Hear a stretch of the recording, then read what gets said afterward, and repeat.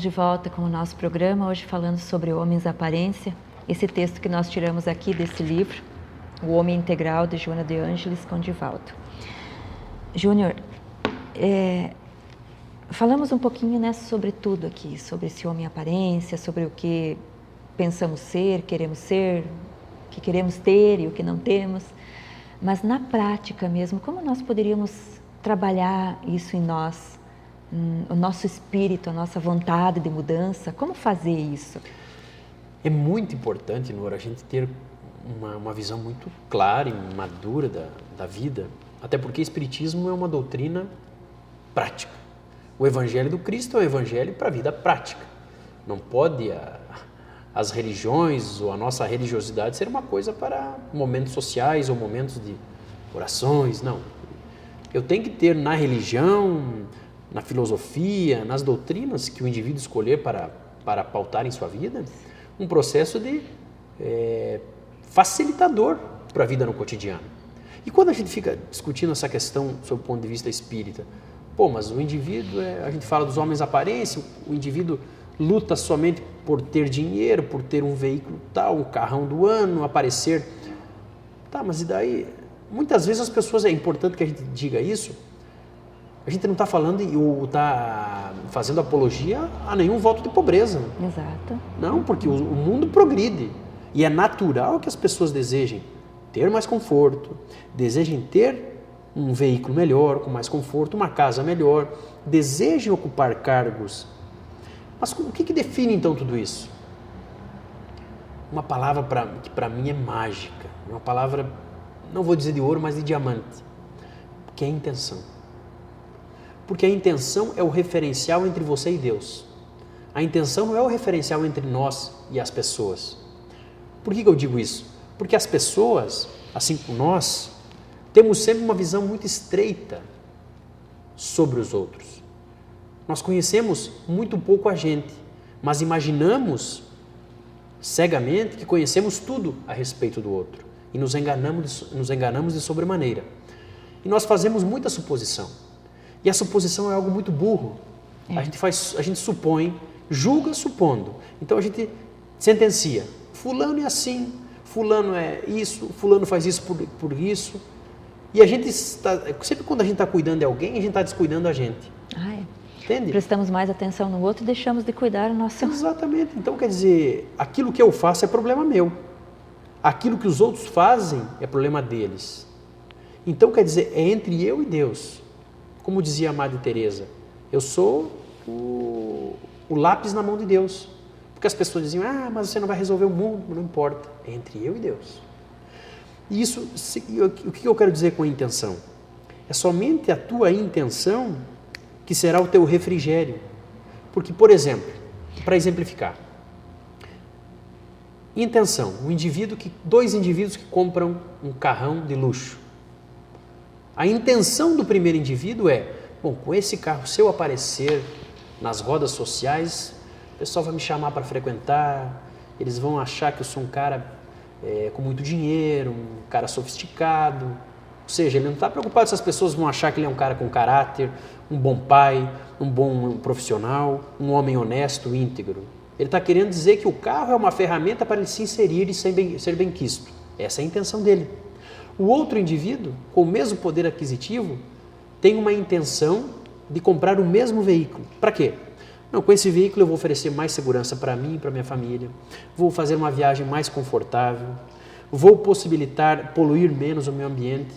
Essa é a minha intenção.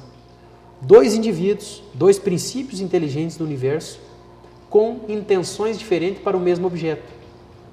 Um não se identifica não perde a sua identificação e entrega a identificação para o carro, porque ele se reconhece como espírito. Mas ele sabe que está encarnado na Terra e que precisa e tem condições de ter um carro bom. O outro deseja o carro para quê? Para extrapolar sua vaidade, para aumentar o seu processo de soberba. Duas atitudes e intenções diferentes. Que, aliás, Júnior, se formos falar do direito, né, o direito nas leis, né, ele também tem a intencionalidade, né, dependendo do crime cometido. Sem dúvida. Com dolo, com culpa. Quer dizer, tem a sua intenção. Eu quis chegar naquele resultado? Não, eu não queria, mas acabou por negligência. E tem a sua pena também com relação, não é? Tem a sua gradação. E assim, é um exemplo importante. É assim, porque um outro caso, que eu acho que tem maior implicação ainda em relação às leis divinas. 2 indivíduos com 2 propósitos idênticos, serem deputados estaduais. Para um, ele sobe no palanque e fala que tem que acabar com a corrupção, que vai dar saneamento, alimentação, ensino. O outro sobe no palanque, fala o mesmo discurso. A intenção de um é se tornar deputado para ter destaque social, para ter acesso a negociatas, para poder ser bajulado pelas pessoas. Então, quer dizer, usou o mesmo discurso do outro, só que ele mentiu. Então, quando perguntam para ele, na intimidade, tá, mas as promessas que você fez, não, aquilo é necessário para poder atingir esse cargo, agora eu atingi, mas eu nunca ia fazer aquilo. O outro não. A intenção do outro é falar tudo o que ele se proporá a fazer e tentar fazer, mas não preocupado com a bajulação, não preocupado com o glamour que o cargo implica. Então, quer dizer, 2 espíritos, princípios inteligentes do universo com intenções diferentes. A pergunta que vem: como será a gradação da pena ou da recompensa entre o indivíduo e Deus? Não entre nós. Então, a intenção é o refrigério para as pessoas de bem. Principalmente porque muitas vezes o indivíduo quer ser deputado e o mundo lá fora está fazendo suposições. Isso aí quer roubar, isso aí político é tudo sem vergonha. Outra coisa muito burra é a generalização. Todo político é corrupto. Mentira. Há muita gente boa, há muita gente séria, há muita gente bem intencionada e que está refrigerando a própria consciência com base na intenção, porque estabeleceu um elo com Deus. Ou seja, a gente vai ser julgado, as pessoas vão fazer suposições a respeito da nossa vida e a gente vai ter que continuar tocando a vida com alegria, com felicidade e engajado nos propósitos com as nossas intenções, porque é entre nós e Deus. Eu sei e Deus sabe das minhas intenções. Então, quer dizer, que pena que as pessoas percam tempo em pensar e fazer suposições a respeito dos outros e esqueçam de si próprios. Então, é importante que todas as pessoas que desejem não ser homens aparência, sigam comprando seus carros, buscando seus postos, seus destaques, mas que as intenções desses indivíduos sejam intenções sempre do bem. As outras agruras que vierem a acontecer no caminho, as suposições, os maus julgamentos, os julgamentos equivocados, as ofensas, é entre ofensores e Deus. As boas atitudes cometidas, é entre o indivíduo que bem cometeu e Deus. Então, quer dizer, eu toco a vida feliz, porque o meu compromisso é com o divino. Aí nós voltamos numa questão bem importante, né, Júnior? Porque se a lei de Deus está escrita na consciência, como respondeu os espíritos na questão que Allan Kardec fez a eles, onde está escrita a lei de Deus? Na consciência, ponto.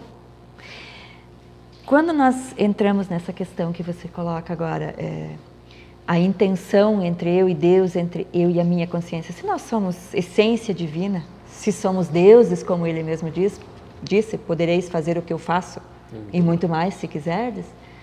Quem é que vai julgar realmente?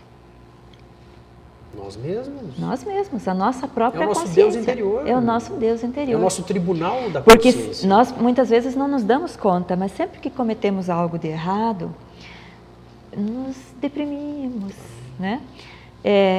As coisas parecem não ter o mesmo sentido, vamos angariando doenças, vamos somatizando, não é mesmo? Quando você consegue adquirir, como Joana diz, um certo grau de maturidade espiritual, essa somatização não te permite mais ir à frente, ir avante. Ela te proíbe, ela te limita, ela te cerca a liberdade, como nós falamos no programa. E corrige quando você ainda comete desatinos. Ela corrige. Porque te dá a oportunidade. E faz com que o indivíduo assume a responsabilidade. Errei. Me perdoe, mas aqui eu errei, me equivoquei. Refaço o caminho e me proponho a atuar na vida novamente.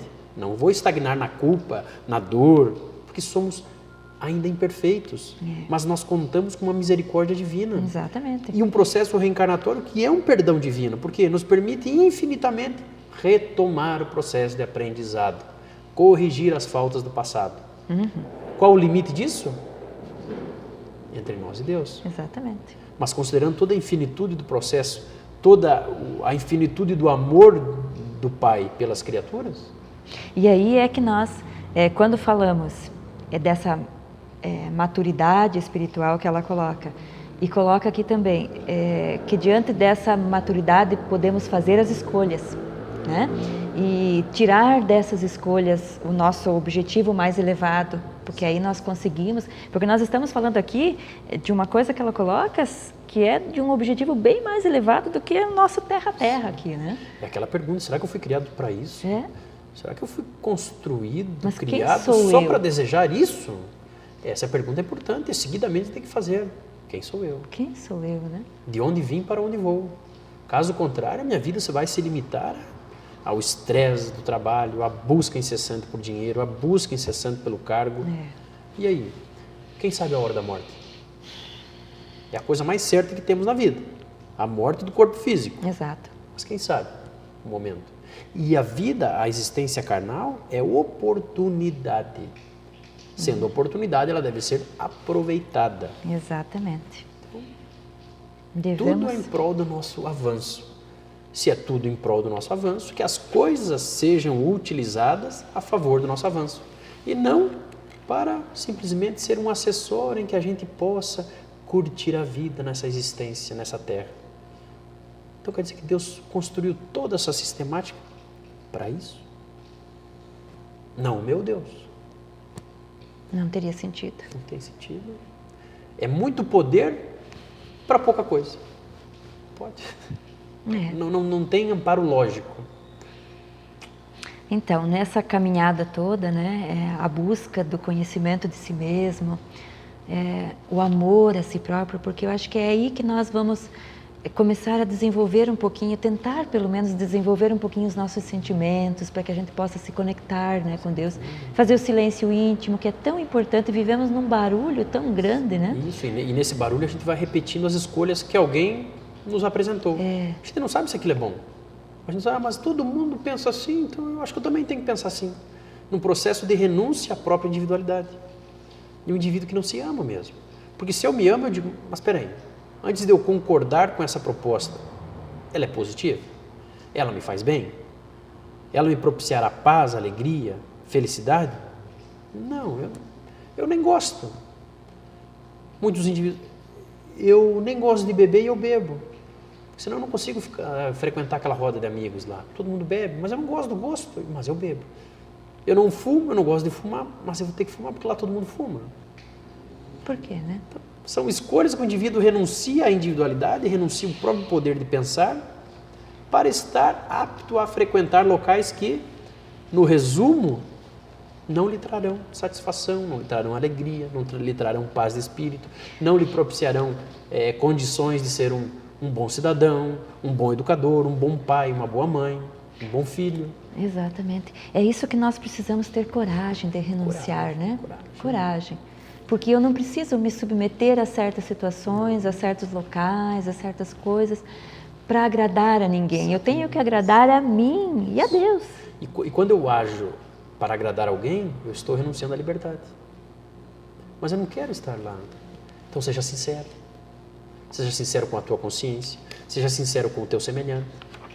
Se ele vai se ofender, o problema daí não pode ser seu.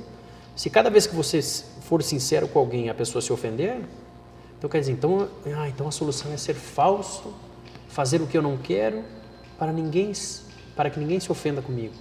Isso não é uma proposta madura, isso é uma proposta encarceradora. E fico eu depois a pessoa fica feliz porque eu acabei dando a resposta que ela gostaria, a pessoa vai para casa satisfeita e eu volto para casa contrariado. Não me ama. Não se ama. E quando nos vemos numa condição assim, nos ressentimos conosco mesmo, né? Ficamos Porque a gente está contrariando a ressentidos, ficamos... consciência. Exato, exato. A gente está caminhando no processo inverso da liberdade. Toda vez que a gente se encarcerar, logo, consequentemente, virá tristeza, melancolia. Não era isso. Porque e quanto mais eu vou me aparelhando de informações a respeito dessa visão ampla que é a visão espiritual, fica muito difícil servir a Deus e a Mamon. A gente tem que começar a priorizar estar na Terra sem ser da Terra. Porque eu sou um ser imortal, milenar. Então já vivi aqui. Eu tenho que aproveitar para desejar que numa próxima existência eu não deseje mais estar aqui, nesse plano de provas e expiações. Eu posso habitar mundos muito mais evoluídos, dentro do grau do meu esforço. Caso contrário, terei mais uma vez que ir aqui retornar para exercitar. Tudo exercício, aprimoramento. É uma caminhada longa, né? Nossa. É Mas verdade. muito prazerosa para quem confia em Deus, que é a verdade em síntese, a liberdade em síntese, e trabalha em prol do seu melhoramento. É verdade. Júnior, obrigada. Agradeço. Encerramos mais um programa, então. A você que está em casa também, nosso muito obrigada por estar conosco, por fazer essas reflexões tão importantes para a nossa vida.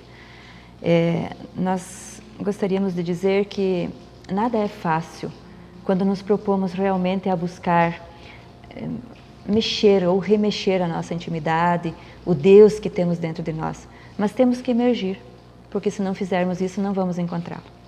Então, muito obrigada mais uma vez e até o próximo programa.